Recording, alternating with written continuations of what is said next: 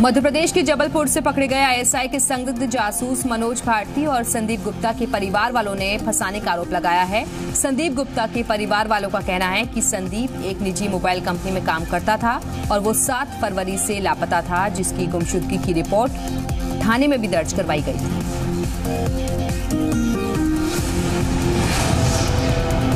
वहीं दूसरा संदिग्ध मनोज भारती नरेंद्र डेयरी में काम करता था और डेयरी संचालक ने भी झूठे आरोप में फंसाने का आरोप लगाया।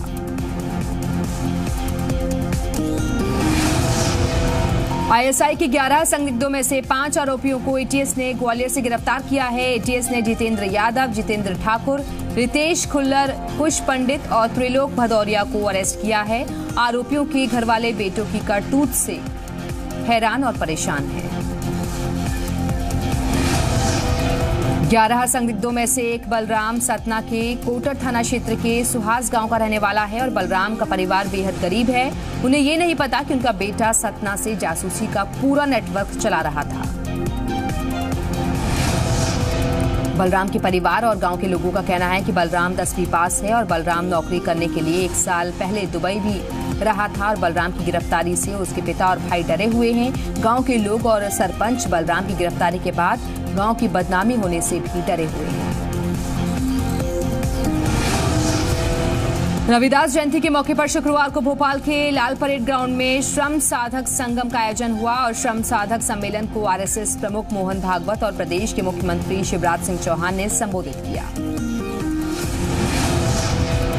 कार्यक्रम के दौरान सीएम ने कहा कि श्रम साधकों के लिए नया कानून बनाया जाएगा। वहीं आरएसएस प्रमुख मोहन भागवत ने कहा कि छोटा काम करने से कोई छोटा नहीं होता। इस समारोह में शहर की 160 बस्तियों में करीब 30,000 लोगों का रजिस्ट्रेशन करवाया गया। संघ प्रमुख मोहन भागवत ने भोपाल के शौर्य स्मारक का दौरा किया और शहीदों को श्रद्धासुमन अर्पित किए। संघ प्रमुख के साथ मध्य प्रदेश के मुख्यमंत्री शिवराज सिंह चौहान भी मौजूद थे। उन्होंने यहां के सियाचिन में तैनात सैनिकों के बर्फीले माहौल को भी देखा और युद्ध स्थल पर दिखाई गई गोलीबारी के आवाज के मॉडल को भी सराहा। मध्य प्रदेश के खाद्य और प्रसंस्करण राज्य मंत्री सूर्य प्रकाश मीणा का शराबबंदी पर बड़ा बयान सामने आया है। सूर्य प्रकाश मीणा ने कहा है कि 1 साल में प्रदेश की सभी बड़ी दुकानें बंद कर दी जाएंगी। उन्होंने कहा कि सीएम ने पहले दौर में ही 58 शराब की दुकानें बंद करवाई। सूर्य प्रकाश मीणा ने ये बयान नमामि देवी नर्मदे सेवा यात्रा के दौरान खंडवा में दिया और उन्होंने कहा कि सरकार राजस्व उगाही के लिए दूसरी व्यवस्था कर ली।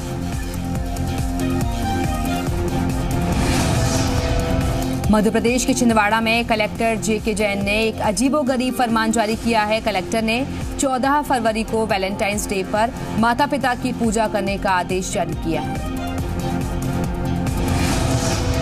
छिंदवाड़ा में 14 फरवरी को मातृ पितृ पूज्य दिवस के रूप में मनाया जाएगा और शहर, गांव और मोहल्लों में कार्यक्रमों के दौरान माता पिता का सम्मान किया जाएगा। कलेक्टर के इस आदेश का कुछ लोगों ने विरोध शुरू कर दिया है तो कुछ लोग इसे सराह रहे हैं।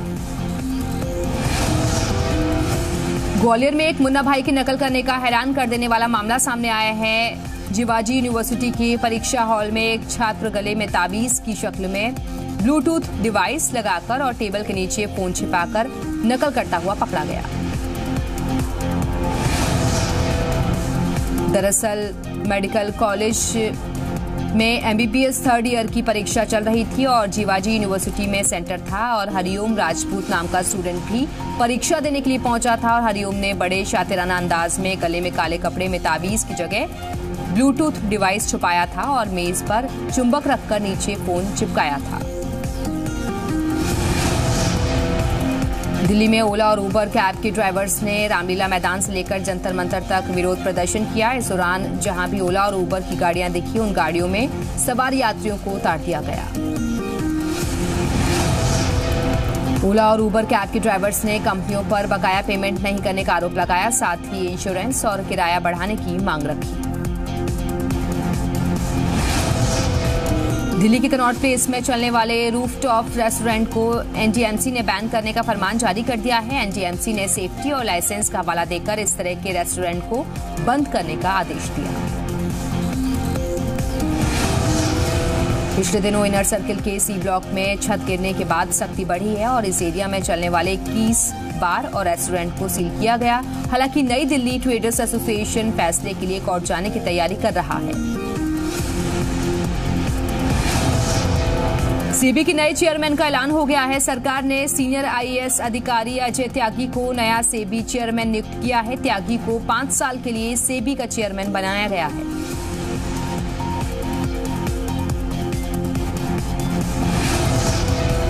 अजय त्यागी सेबी के मौजूदा चेयरमैन यूके सिन्हा की जगह लेंगे और यूके सिन्हा को 1 मार्च 2017 तक एक्सटेंशन मिला था। सेबी बोर्ड की आज दिल्ली में नियमित बैठक होने जा रही है, जिसमें वित्त मंत्री अरुण जेटली भी हिस्सा लेंगे और सूत्रों से मिली जानकारी के मुताबिक बोर्ड में एनएससी के डार्क फाइबर केस को लेकर अब तक उठाए कदमों और जांच की जानकारी दी जाएगी।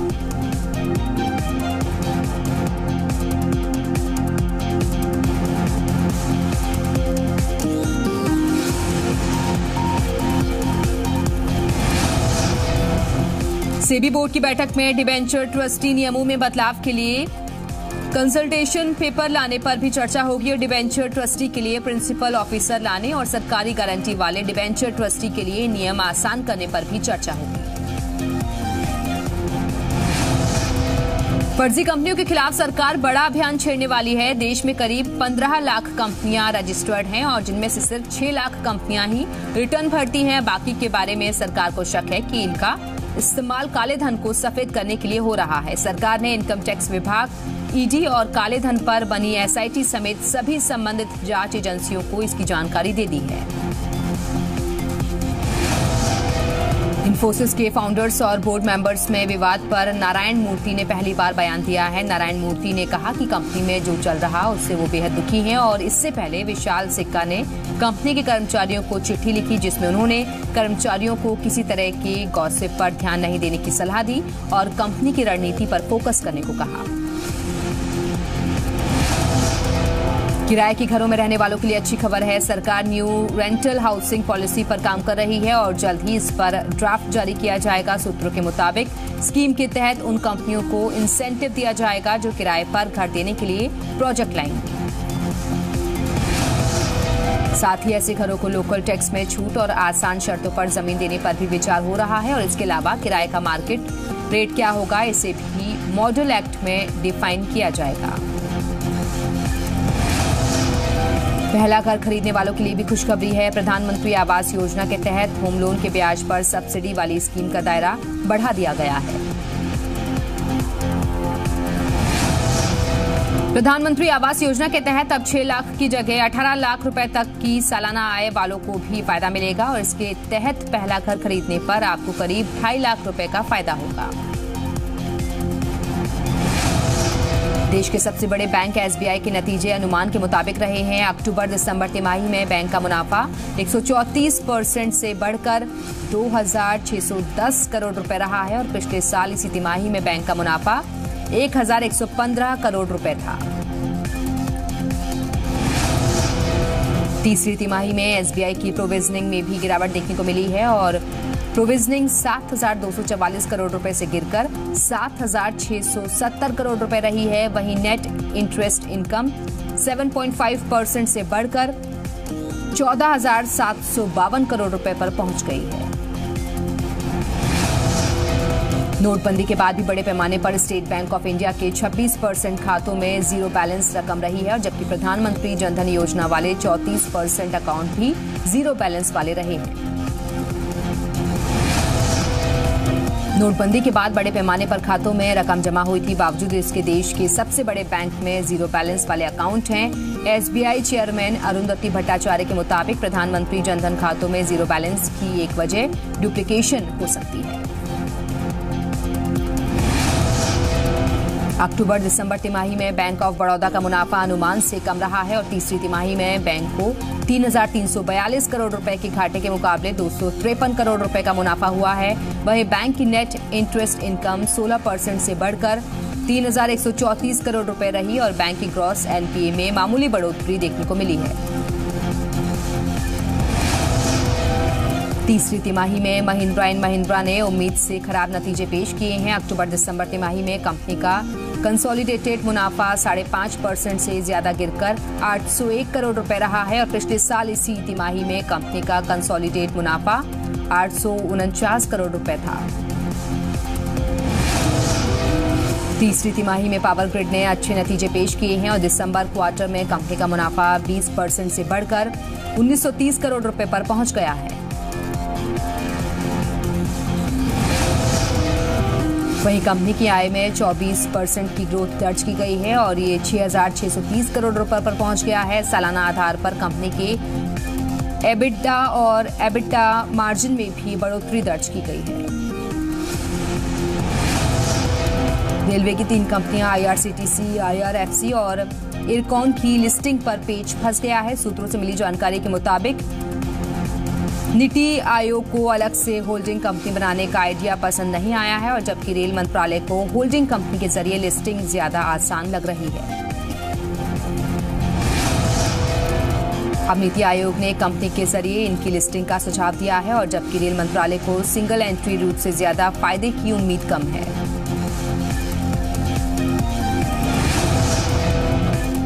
मुंबई से चंडीगढ़ जाने वाली इंडिगो की फ्लाइट में उस वक्त हड़कंप मच गया जब एक यात्री ने इमरजेंसी दरवाजे को अचानक खोल दिया और ये घटना फ्लाइट के टेक ऑफ करने से पहले हुई। जानकारी के मुताबिक इंडिगो की मुंबई चंडीगढ़ फ्लाइट 6E4134 जैसे ही टेक ऑफ के लिए तैयार हुई उसी वक्त 12C नंबर सीट पर बैठे यात्री ने अचानक ही इमरजेंसी दरवाजा खोल दिया और इंडिगो ने आरोपी यात्री के खिलाफ FIR दर्ज करवाई है।